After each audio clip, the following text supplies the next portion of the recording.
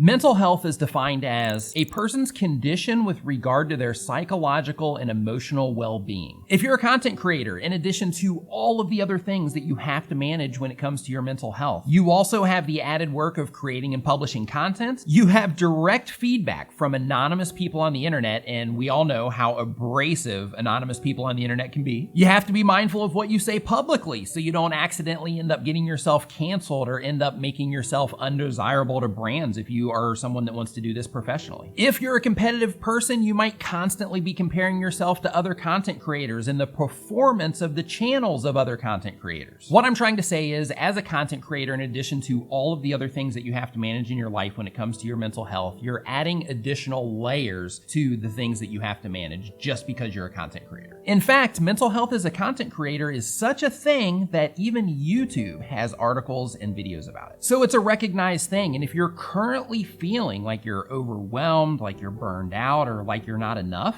you're not alone. I've personally burned out several times throughout my career as a YouTube content creator, and it's my fault because I tend to take on a bit much and I tend to enjoy doing a lot of things myself, and because of that, it can bring on a lot of additional stress and things like that that ultimately end up resulting in overwhelm and burnout. So I want to share with you the things that I do to make sure that I'm taking care of my mental health as a priority, and of course, help you avoid burning out or other issues if you are a new content creator and you're just starting to walk down this path. And we're starting right now with the first tip: create first and consume last. I'm sure you've heard YouTube is a long game, and that's because YouTube is a long game. It's something that you're going to do for an extended period of time. You need to publish videos on a somewhat regular basis. And of course, because of the constant evolution of YouTube and social media in general, you also have to be in a constant state of learning as well. And because there's so much awesome content on the internet, it's really easy to open your phone and sit there and just start flipping through YouTube or TikTok or Reels or whatever the thing is that you're into, and you just blow tons of time that you could have been creating. If you create first and you consume last, or at least later, then what you're doing is you're giving yourself the opportunity to prioritize the content that needs to go out on your channel and making sure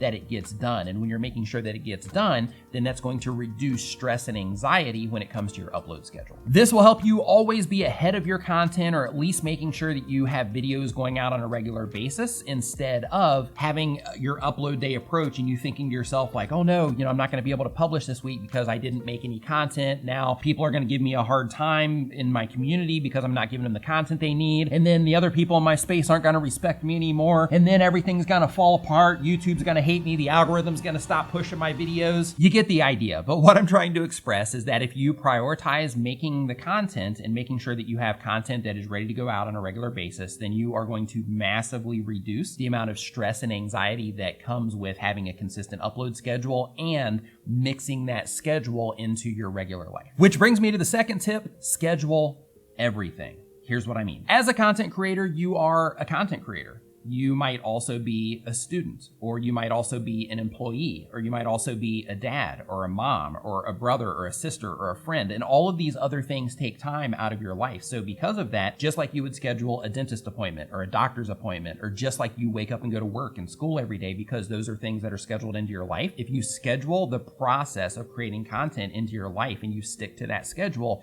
then you won't miss any uploads. You will not have times where you're not consistent because you are prioritizing making sure that you're getting content out through the scheduling that you have. Doing this will not only help you stay organized, which is great for your mental health, but it'll also reduce stress and anxiety, because when upload day comes, you're going to have content for upload day instead of feeling like, oh no, I didn't get it done this week, or, oh, I got to hurry up and make something so I can get it out, so you're not going to have feelings like that you're going to have to deal with. The third item on the list when it comes to your mental health as a content creator is making sure that you're networking with other content creators. This might sound obvious as I'm saying it, but as a solo content creator, if you're making videos by yourself and you don't have anybody else in your social circle that's making content for YouTube or for the internet, then you probably feel really isolated and really alone on your adventure as a content creator. Getting to know other content creators is really helpful because you start to create a peer group of other people who are having similar experiences to what it is that you're having. You can share and vocalize these experiences that you're having with the other content creators that you know. You can ask them questions about their stats. You can sit there and plan video ideas and get feedback through your video content, your thumbnails, your titles, all the stuff,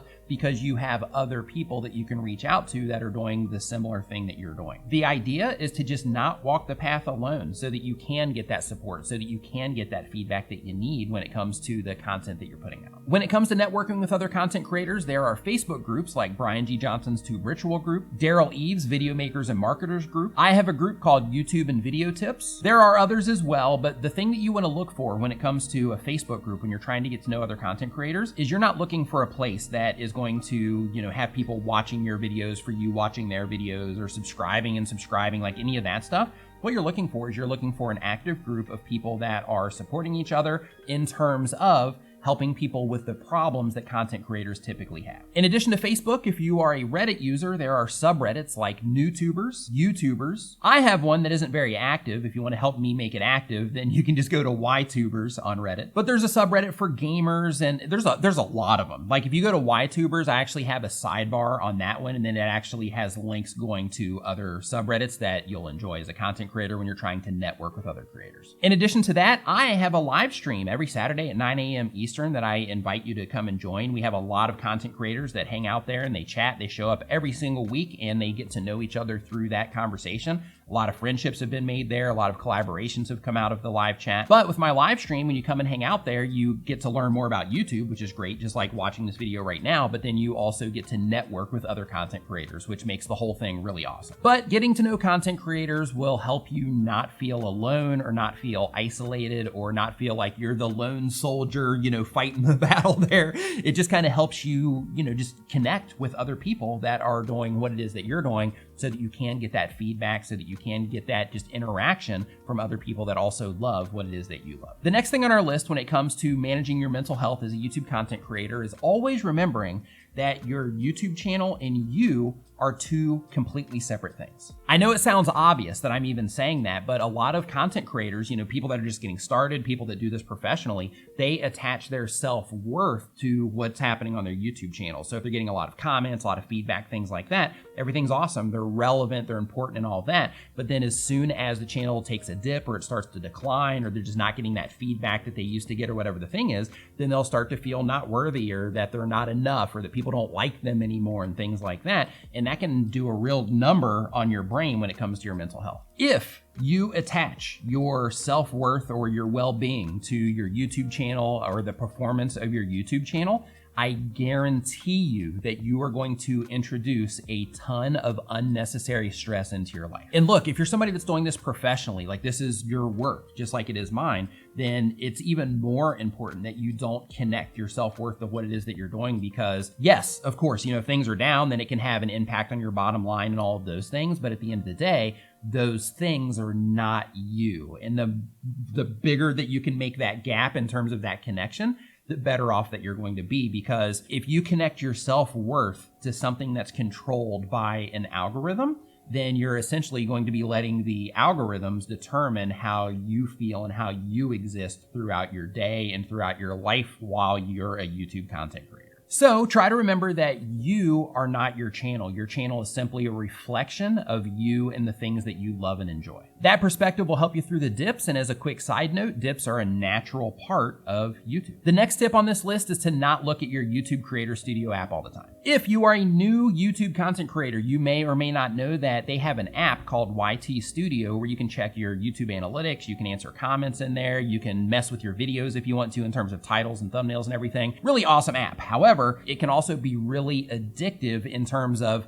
opening it up several times throughout the day, looking at your real-time stats, clicking into specific videos, looking at their real-time stats and looking at other stats there. And because of that, it can be something to where you're constantly going into it. And the funny thing is, we'll do that, but in terms of like your real-time count, The only reason that that would change throughout the day is if you happen to have a video that substantially takes off, compared to the other videos that you have, or if you just published a video recently. And in either one of those situations, looking at your app once or twice in the day is going to help you be able to identify that activity and then take any action on it if you were going to take some type of action on it. And look, how I mentioned to schedule things earlier in the video, you want to add your comments as part of that. So what you want to do is with your Creator Studio app, instead of obsessively opening it, several times throughout the day, what you want to do is you want to just have a scheduled time that you go in there and answer your comments, maybe in the morning, maybe again in the afternoon, so that you just have those times that you go in, and when you go in to do that, that's when you can check your real time or any other stats that you want to do. And by doing that, what you do is you give yourself time to where you're not sitting there looking in the app all the time, and instead you can use some of that time to come up with video ideas or something else that's going to help you move your YouTube channel forward. The next tip that I have for you is to use your blocked words list on the inside of your YouTube channel. We are all impacted by trolling in different ways. For some people, a troll will come into their comment section and it'll ruin their entire day. Other people will see it, they'll delete it, block that user or whatever, and they'll just move on like it didn't even happen. Regardless of which side of that fence that you happen to fall on, using your blocked words list is going to help you cut down on spam, and it's going to help you cut down on any negativity or anything that you don't like people saying in your comment section.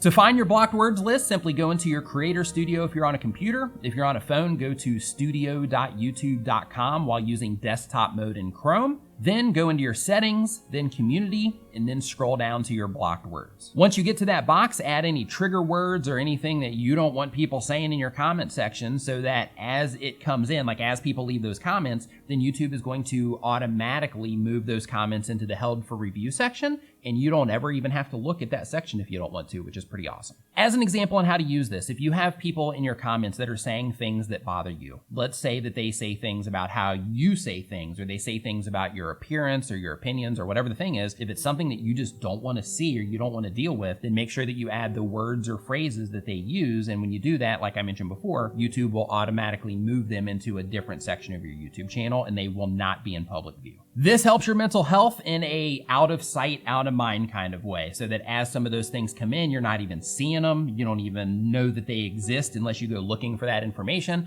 and you can just move on with your life, move on with your day, and you don't even have to experience those comments. The next tip that I have when it comes to your mental health is to stay in motion, but it's okay to slow down if you feel that you need to. Now with this one, there are two different ways that you can look at this. I'm sure there's more, but we'll just talk about two ways that you can look at this. And one of those ways is, okay, well, if I, stay in motion and slow down, I'm still like doing all of the things, and I'm still putting content out, and I'm still taking steps towards what it is that I'm trying to accomplish with my YouTube channel. Now, if you are somebody that is doing this as a hobby versus somebody that's doing this, professionally and wants to do this full time, then of course the approach there that you're going to take, that's kind of where the crossroads are, right? Because if you start stressing out about it and you're just doing this as a hobby, then of course some of those things that I mentioned about making sure that you upload on a regular basis and all of those types of things, they're not as important, because the results that you're after aren't the same as the results that somebody's after if they are trying to do this professionally. So as part of managing your mental health as a YouTube content creator, I really recommend that you understand and that you write down for yourself and be honest with yourself what it is that you are actually wanting to do with your YouTube channel. Are you somebody that's like, I'm just doing this as a hobby, like all of the, being a professional YouTuber, all that stuff, like not even important to me? Like if you're in that camp, then just define it so that you can make sure that you are prioritizing other things outside of YouTube, instead of making YouTube the thing that you're prioritizing on and then adding a bunch of stress that you don't need for something that's not as important to you, so to speak. And on the other side of that coin, if you are somebody that's like, hey, I am wanting to do this, then in that case, you should define that. You should own it. Even if you're like, well, yeah, I would like to, but I put yourself in that camp of like, yeah, you know what?